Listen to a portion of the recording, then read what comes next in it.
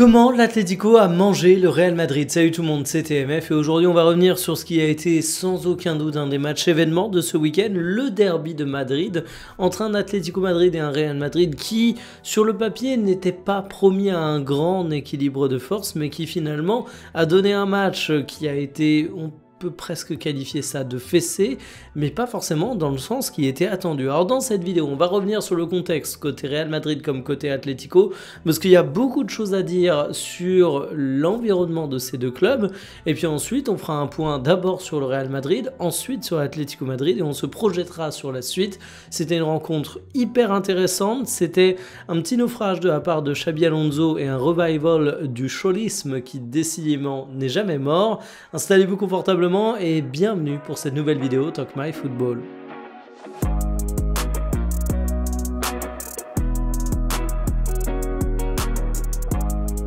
Commençons avec le contexte du côté du Real Madrid, et le contexte madrilène, c'était certes des blessés, certes des interrogations, des chantiers en cours, un travail énorme qui attendait Xabi Alonso, mais en attendant, t'étais leader de Liga. Donc en fait, au moment de te présenter lors de ce derby de Madrid, t'étais évidemment le favori, parce que t'es un club qui généralement peut se targuer d'avoir un des meilleurs effectifs d'Europe, parce que le Real Madrid ne baisse jamais les yeux devant l'Atlético, même si on peut avoir des résultats divers et variés au cours des derbies. Mais tu te disais, ok, ce Real Madrid, même s'il est en travaux, il est leader de la Liga, il se présente avec un costume XXL. En plus, tu avais le miracle de la guérison de Bellingham qui était en train de revenir en santé plus rapidement que prévu, ce qui finalement n'était pas forcément une bonne nouvelle, mais on reviendra là-dessus lors de la partie analyse. Du côté de l'Atlético Madrid, c'était un peu plus compliqué. Tu avais des résultats qui étaient en berne depuis le début de saison. Tu as un Antoine Griezmann, c'est particulièrement observé du côté de la France, qui n'avait pas marqué depuis environ 350 ans, et vraiment tu te demandes si c'est pas l'année de trop pour le Français du côté du club espagnol. Et puis enfin, tout ça se dessine sur un fond de rachat du club, donc c'est des hésitations sur le terrain, des hésitations dans les coulisses, et tu as toujours cette petite musique dès que tu as une série de mauvais matchs du côté de l'Atlético Madrid, c'est « Ah, est-ce qu'on va pas un peu trop loin avec ton entraîneur? Est-ce qu'il serait pas temps pour Simeone de passer le flambeau ?»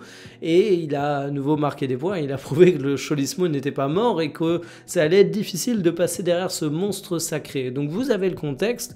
Désormais, on va parler de ce qui n'a pas fonctionné du côté du Real Madrid. Le prisme d'analyse que vous avez retrouvé pour le derby de Madrid à travers beaucoup de papier, c'est la titularisation de Bellingham.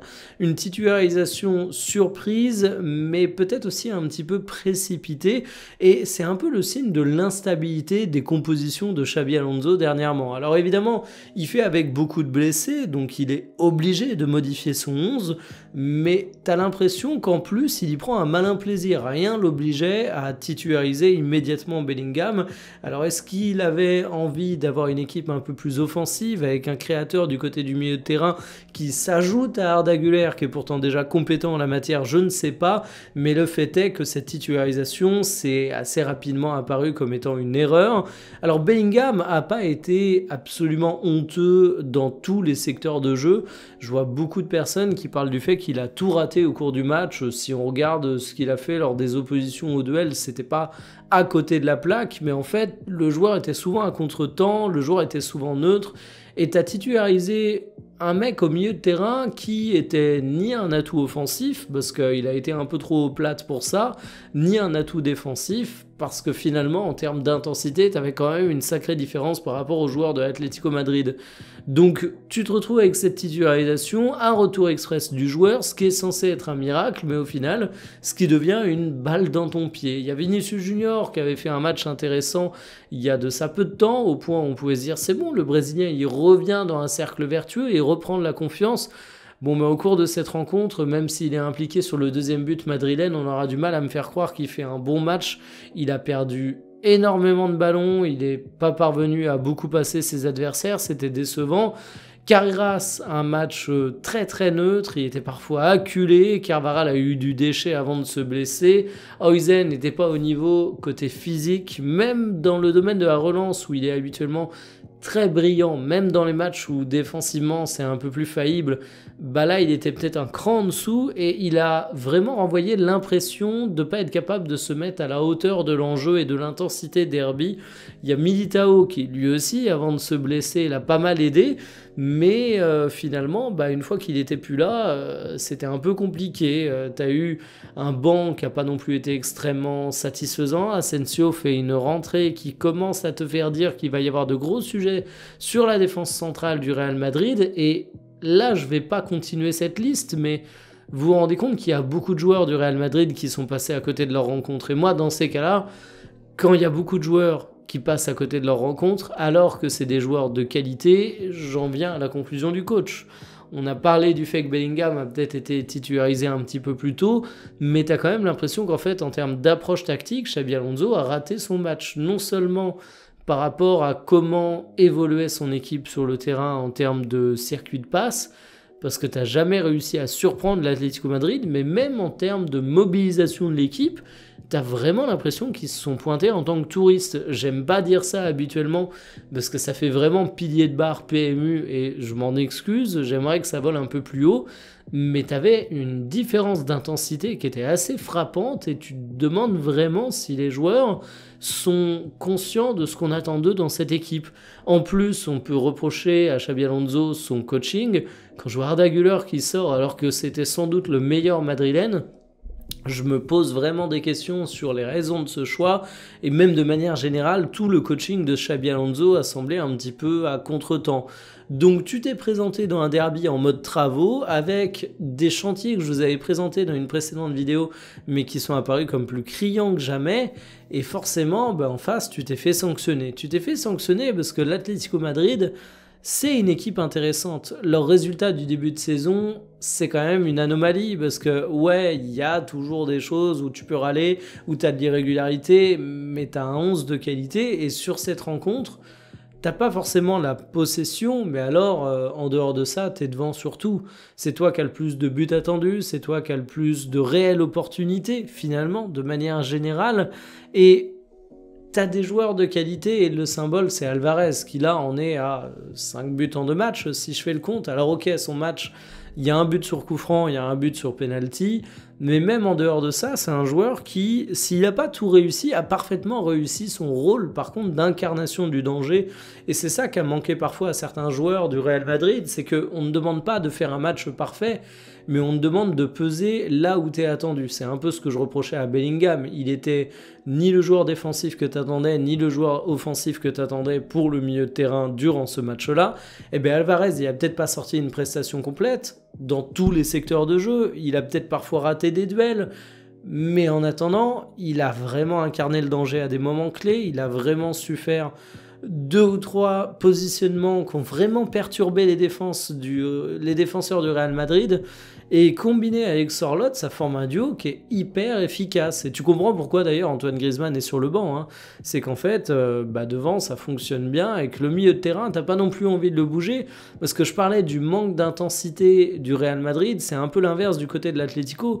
Alors je suis pas en train de les caricaturer comme étant une équipe de bourrins qui ont tout joué sur les duels, mais non, même en termes de qualité de pressing, et le pressing, on va l'associer à des formations nobles, à un football attrayant, l'Atlético était parfois plus intéressant, alors qu'ils n'avaient pas la possession, mais ils avaient un timing du pressing qui était pertinent. Ça sert à rien de toujours presser comme un poulet sans tête, de toujours presser le plus haut possible. Non, il s'agit de le faire de manière efficace, et finalement, là-dessus, la formation était plutôt cohérente. Il y a un joueur qui symbolise un petit peu les domaines où l'Atlético Madrid a été supérieur au Real, c'est Llorente. Alors Llorente, il a perdu des duels, Llorente, il n'a pas toujours été propre techniquement dans toutes les situations, mais en attendant, Llorente, il a eu un gros volume, il a eu une débauche d'énergie, et lui, il a su mettre vraiment au niveau de l'intensité attendue dans un derby. Et en fait, ce côté imparfait de l'Atlético, mais qui remplit parfaitement ce qu'on attend de lui, paradoxalement, je trouve que il y a quasiment tous les joueurs qui l'incarnent. Vous prenez un mec comme Antoine Griezmann, il est rentré, il a joué 14 minutes. Et il a touché 3 ballons.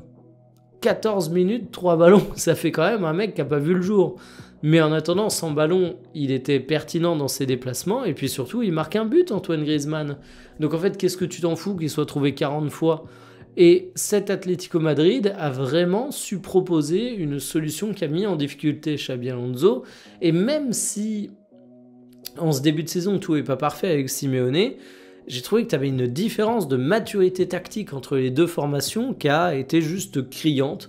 Alors c'est peut-être juste le coup d'un coup de poker raté de la part de Xabi Alonso, mais en tout cas ça faisait plutôt mal du côté du Real. Et la suite, c'est quoi ?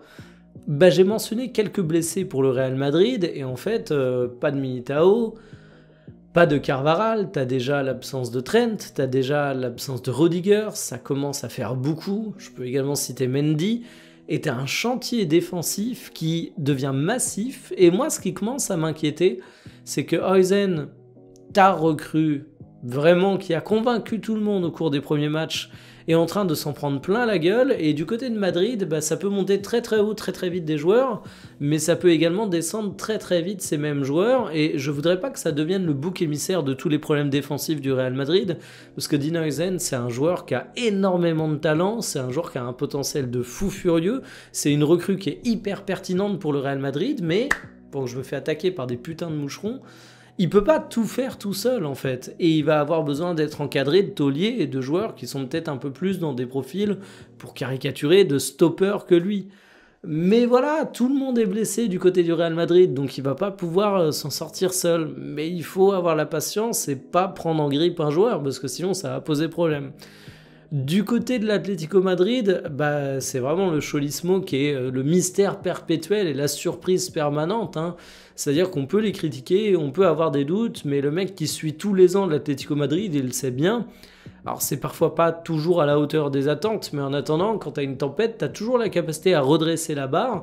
Et je suis curieux de voir comment ça va tourner, parce que finalement c'est une équipe aussi où je pense que ça peut beaucoup fonctionner à la confiance. Pour Alvarez, qui est un attaquant et qui donc... est conforme à cette fameuse règle du ketchup où des fois t'as pas de but, mais quand ça commence à arriver t'as tout qui sort d'un coup, ou Antoine Griezmann a peut-être eu un petit peu de confiance grâce à ça, et où il va peut-être enfin remettre un pied devant l'autre, ce qui serait pas du luxe. En tout cas, ça remet de l'humilité au Real Madrid, ça remet une compétitivité dans cette Liga où ça va être extrêmement disputé, et franchement le Barça a dû regarder ça en se marrant un petit peu. C'est mon constat. Moi, je vous dis à demain pour une prochaine. Salut.